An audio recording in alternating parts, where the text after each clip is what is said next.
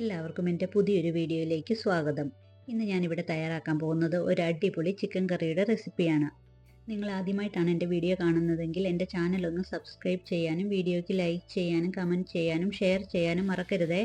എങ്കിൽ ഒട്ടും സമയം കളയാതെ തന്നെ നമുക്ക് വീഡിയോയിലേക്ക് പോകാം. ആദ്യമായിട്ട് കറിക്ക് വേണ്ടുന്ന പൊടികളൊന്ന് ചൂടാക്കിയെടുക്കണം. ഒരു ചട്ടി അടുപ്പത്ത് വെച്ച് ചൂടായി കഴിയുമ്പോൾ അതിലേക്ക് 2 ടേബിൾ സ്പൂൺ മല്ലിപ്പൊടി, 1 ടേബിൾ സ്പൂൺ മുളക് പൊടി, 2 table spoon chicken masala, 1/2 teaspoon മഞ്ഞൾപ്പൊടി ഇത്രയും ഇട്ടിട്ട് നന്നായിട്ടൊന്ന് ചൂടാക്കിയെടുക്കണം.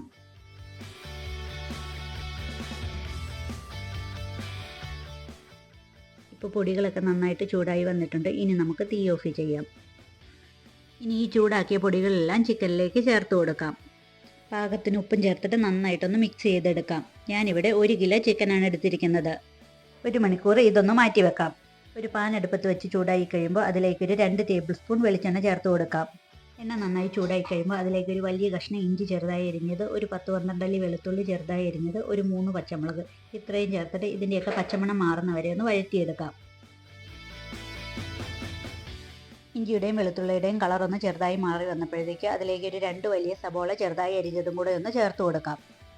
ഇനി സബോളയൊന്ന് ഗോൾഡൻ ബ്രൗൺ ആകുന്നവരെ നമുക്കൊന്ന് വഴറ്റിയെടുക്കാം. ഇനി ഈ സബോളയൊന്ന് വേഗം വഴഞ്ഞ് കിട്ടാൻ ഇത്തിരി ഉപ്പൂടെ ചേർത്ത് കൊടുക്കാം.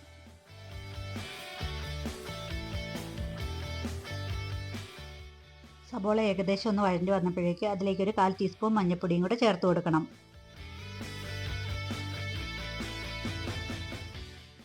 ഇപ്പോൾ സബോളയൊക്കെ പാകത്തിന് വഴഞ്ഞ് കിട്ടിയിട്ടുണ്ട്. ഇനി ഇതിലേക്ക് മസാല ചേർത്ത് തിരുമ്മി മാറ്റി വെച്ചിരിക്കുന്ന ചിക്കനൂടെ ചേർത്ത് കൊടുക്കാം.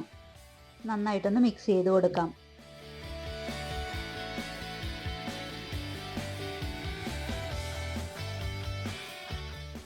ഇനി ഇതിലേക്ക് ഒരു 1/2 കപ്പ് ചൂടുവെള്ളം കൂടെ ചേർത്ത് കൊടുക്കണം.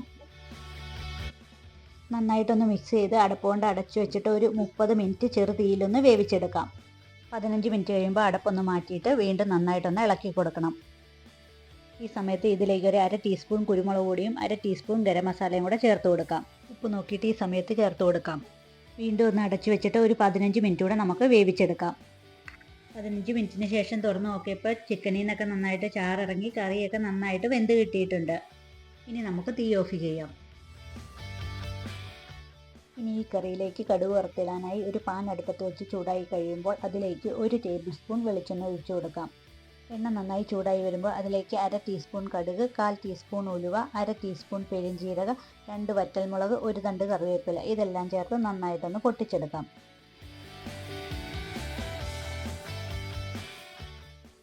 ഇനി ഇത് നമ്മൾ നേരത്തെ തയ്യാറാക്കി വെച്ചിരിക്കുന്ന ചിക്കൻ കറിയിലേക്ക് ഒഴിച്ചു കൊടുക്കാം.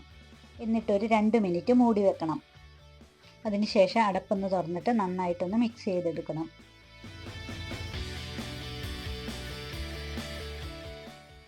നമ്മുടെ അടിപൊളി ചിക്കൻ കറി റെഡി ആയിട്ടുണ്ട്. എല്ലാവരും ഇതുപോലെ ഒന്ന് തയ്യാറാക്കി നോക്കണം. വളരെ എളുപ്പത്തിൽ തയ്യാറാക്കാവുന്ന ഒരു ചിക്കൻ കറിയുടെ റെസിപ്പിയാണിത്. വീഡിയോ ഇഷ്ടമായാൽ ചാനൽ ഒന്ന് സബ്സ്ക്രൈബ് ചെയ്യാനും വീഡിയോ ഷെയർ ചെയ്യാനും വീഡിയോയ്ക്ക് കമൻറ്റ് ചെയ്യാനും ലൈക്ക് ചെയ്യാനും മറക്കരുതേ.